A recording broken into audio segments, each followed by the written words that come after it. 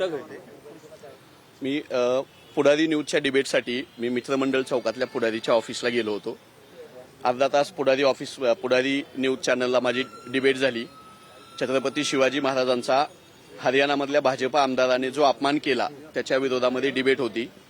त्या डिबेटमध्ये मी भारतीय जनता पक्षाचे प्रशांत कोरटकर, श्रीपाद छिंदम, राहुल सोलापूरकर, भगतसिंग कोश्यारी, जय भगवान गोयल ही माणसं शिवाजी महाराजांचा अपमान वारंवार कसा करतात असा मी सवाल उपस्थित केला. ती चर्चा वादळी चर्चा होती, पण वैचारिक आणि संयमी पद्धतीनं मी चर्चा करत होतो. चर्चा झाल्यानंतर चर्चेच्या दरम्यान मला आमच्या प्रदेशाध्यक्षांचा हर्षवर्धनजी सपकाळ यांचा फोन होता एका कामासाठी. तो घेता आला नाही चर्चा असल्यामुळे. चर्चा संपल्या मी स्टुडिओमध्ये बसूनच आमच्या प्रदेशाध्यक्षांना फोन लावला. तोपर्यंत तुषार दामगुडे जो माझ्यासोबत चर्चेला बसलेला होता तो बाहेर गेला. अर्ध्या मिनिटाच्या अंतरानं मी त्याच्या पाठोपाठ बाहेर निघालो. प्रदेशाध्यक्षांशी मी बोलत होतो. पुढारीच्या गेटमध्ये मी हर्षवर्धनजी सपकाळ यांना फोनवर बोलत, उजव्या बाजूला मी माझी टू व्हीलर होती तिकडे गेलो. मागून मला शिवीगाळ केल्याचा आवाज आला, इकडे ये वगैरे म्हणल्याचा. मी मागं बघितलं, माझा फोन चालू होता. मागं बघितल्यानंतर मी ते 3-4 जण उभा होते. त्या तुषार दामगुडे या एकाला मी ओळखत होतो. तिथे गेल्यानंतर तू फोन ठेव, हर्षवर्धन सपकाळला बोलल्यानंतर तुला राग का येतो असा म्हणून पहिला त्यांनी जाब मला विचारला. आणि हर्षवर्धन सपकाळ का तुझा बाप आहे का भाऊ आहे असं त्यांनी मला विचारलं. मी फोन कट केला आणि मी बोलताना मी त्याला प्रतिवाद करतोय तोपर्यंत त्यानं दुसरं मला सांगितलं की भाजपाला तू एवढं का तोंडाची वाफ दवडतो, भाजपाच्या विरोधात का बोलतो, आणि उजव्या बाजूला बघ माझ्या कमरेला काय आहे असं म्हणून दाखवलं. मी उजव्या बाजूला बघितलं तर त्याच्या कमरेला पिस्तूल होतं. शर्टाची बाही वर करून तो मला पिस्तूल दाखवत होता. ते पिस्तूल पाहिल्या मी असल्या खेळण्याला आम्ही भीक घालत नाही, आम्ही घाबरत नाही असं म्हणल्यानंतर त्यानं माझ्या उजव्या गालावर चापटा वगैरे मारायला सुरुवात केल्या. मी बेसावत होतो. फोन माहीत ठेवून अर्धा मिनिट झाला होता. मला वाटलं नाही असा हल्ला वगैरे होईल, पण ते 3-4 जण तयारीनं आलेले होते. गुंड लोक होते ती. आधीच माझी वाट बघत बसलेले सीसीटीव्हीमध्ये दिसतंय. मला बोलावून घेऊन लाथाबुक्क्यांनी त्याच्या 4-5 सहकार्यांनी मारहाण केली. आणि पुन्हा पुण्यात जीवन थिंडायचं असेल तर तू बोलायचं नाही भाजपाच्या विरोधात असं म्हणून मला लाथाबुक्क्यांनी मारहाण केली. पुण्यामधला पत्रकारितेमधला कॅमेरामॅन मित्र माझा निखिल करंदीकर यानं मला त्या सगळ्या गुंडांच्या तावडीतून सोडवलं. पुढारी ऑफिसमधली पत्रकार सगळे बाहेर आले.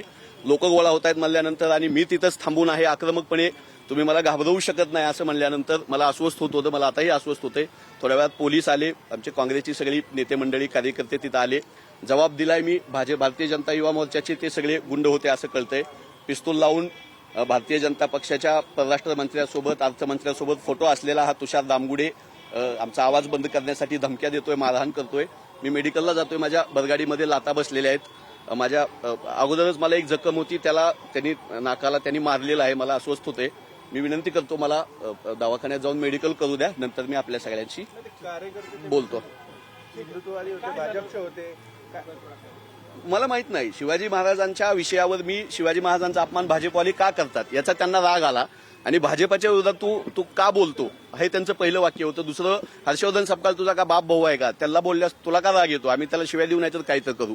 मी ते माझे प्रदेशाध्यक्ष आहेत असं म्हणेपर्यंत पुण्यात राहायचंय, जिवंत राहायचंय तर हे कमरेला बघ, खाली बघ काय उजव्या बाजूला असं म्हणल्यानंतर ते पिस्तूल दिसले आणि लाथाबुक्क्यांनी त्यांनी मारहाण केले. माहित ना मला थोडं, मला सगळी ते अननोन लोक आहेत माझ्यासाठी. आमच्या काँग्रेस कार्यकर्त्यांनी सांगितलं वेगवेगळ्या भागातल्या की ते भारतीय जनता युवा मोर्चाचे आहेत. त्यांचे पेज बघितले, अकाउंट बघितले. पुण्यामधलेच आहेत ते सगळे गुंड.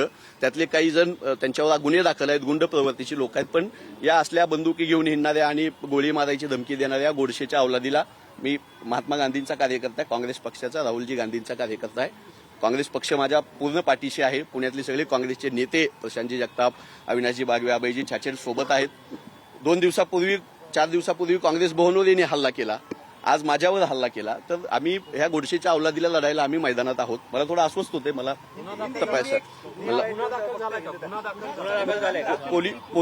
पोलिसांनी माझा जबाब घेतलाय, तो आता दाखल करायची प्रोसेस चालू आहे. आमचे प्रशांतजी जगताप तिथं आहेत, अविनाशजी तिथं असणार आहेत स्वतः. मला अस्वस्थ होते म्हणून मला ते मेडिकलला घेऊन जायची ते घाई करतायत. मी ते मेडिकल झालं की गुन्हा कोणता दाखल करतायत काय मी माहिती देईन.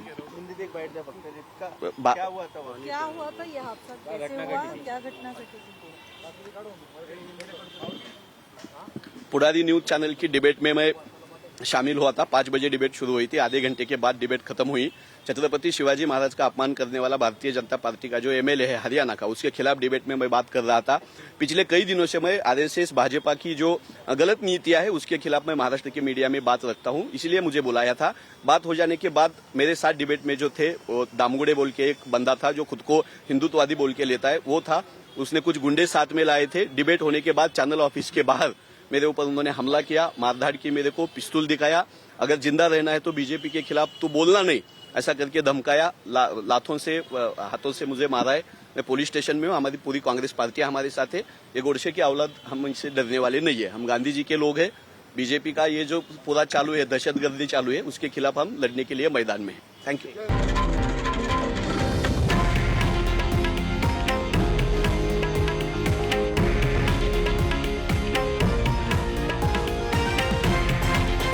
हे आहे देशातील नंबर 1 न्यूज नेटवर्क आणि आपण पाहत आहात TV9 मराठी, एकमेव.